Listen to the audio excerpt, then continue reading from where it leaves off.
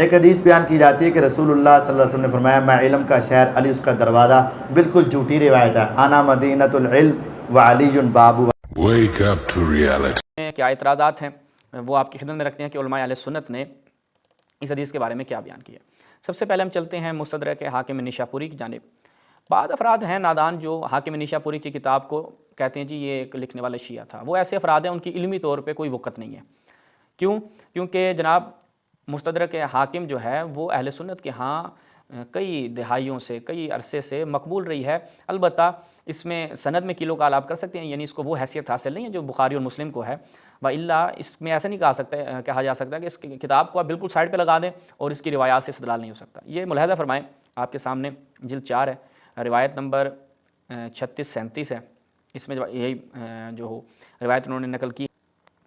ابو صلت عبد السلام بن صالح ابو معاویہ اعمش مجاہد سے ابن عباس۔ تو یہ جو سند ہے اعمش مجاہد ابو معاویہ اعمش ان مجاہد، یہ بخاری مسلم کی سند ہے، تو ان میں کسی قسم کا کوئی اعتراض نہیں ہے۔ ان ابن عباس قال رسول اللہ صلی اللہ علیہ وآلہ وسلم انا مدینۃ العلم وعلی بابها فمن اراد المدینہ فلیأت الباب۔ چلتے ہیں جی اس کے ترجمے کو دیکھتے ہیں کہ انہوں نے کیا کیا۔ حضرت عبداللہ بن عباس فرماتے ہیں رسول اللہ نے ارشاد فرمایا میں علم کا شہر ہوں، علی اس کا دروازہ ہے، اس لیے جو شہر میں آنا چاہے وہ دروازے سے آئے۔ نیچے اب بڑی خوبصورت جو ہے نا وہ تحقیق بیان کی ہے حاکم نیشاپوری نے۔ حاکم نیشاپوری کوئی عام شخصیت نہیں ہے، حاکم کا لقب بھی اس شخص کے لیے ہوتا ہے کہ جو احادیث کے اوپر، جو احادیث کی اسناد کے حوالے سے مکمل دسترس رکھتا ہے۔ وہ ہم اپنے ایک کلپ میں تفصیل سے بیان کر چکے ہیں کہ حاکم اہل سنت کے ہاں جو یہ اصطلاح ہے کس کے لیے استعمال کی جاتی ہے۔ تو یہ آج کے اگر کوئی نابالغ، ذہنی طور پر نابالغ افراد اگر اعتراض کرتے ہیں تو ان کی اعتنا، ان کی پرواہ نہیں کی جائے گی۔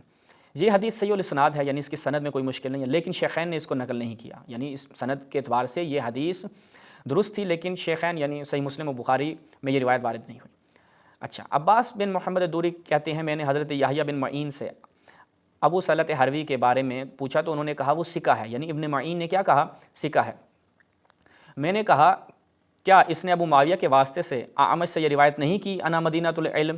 یعنی کہہ رہے بھائی کیسے ثقہ ہو سکتا ہے، یہ تو انا مدینۃ العلم والی روایت بیان کر رہا ہے۔ تو انہوں نے کہا اس روایت کو محمد بن جعفر الفیدی نے بھی، یہ جو مشائخ بخاری میں سے ہے یہ محمد بن جعفر الفیدی، اس نے بھی روایت کیا ہے اور وہ ثقہ ہے، اور یہ ثقہ افراد ہے۔ محمد بن جعفر الفیدی ایک ثقہ فرد ہے، اس کی ثقاہت میں کسی قسم کا کوئی شک و شبہ نہیں ہے، معمون ہے۔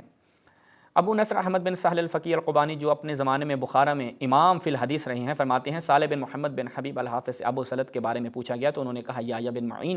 ابو صلت کے پاس گئے، اس وقت بھی یحییٰ بن معین کے ہمراہ تھے، انہوں نے ابو صلت کو سلام کیا، پھر جب وہاں سے نکلے تو میں بھی ان کے پیچھے نکل آیا۔ میں نے ان سے کہا ابو صلت کے بارے میں آپ کی کیا رائے ہے؟ تو انہوں نے کہا وہ صدوق ہیں، سچے ہیں، اس میں کوئی شک و شبہ نہیں۔ میں نے کہا وہ تو اعمش کے واسطے سے مجاہد کے حوالے سے حضرت عبداللہ بن عباس کی روایت بیان کرتے ہیں کہ نبی کریم نے ارشاد فرمایا میں علم کا شہر ہوں اور علی اس کا دروازہ ہے۔ ہضم کرنا ان لوگوں کے لیے مشکل تھا، اس لیے جو علم چاہتا ہو وہ اس تک اس کے دروازے سے آئے، تو امیر المؤمنین سے رجوع کرنا پڑے گا۔ انہوں نے کہا یہی حدیث ابو صلت کی طرح الفیدی نے ابو معاویہ کے واسطے سے اعمش سے روایت کی ہے، تو لہٰذا اس کا کوئی تفرد اس میں نہیں ہے، متعدد اسناد سے یہ روایت ملتی ہے۔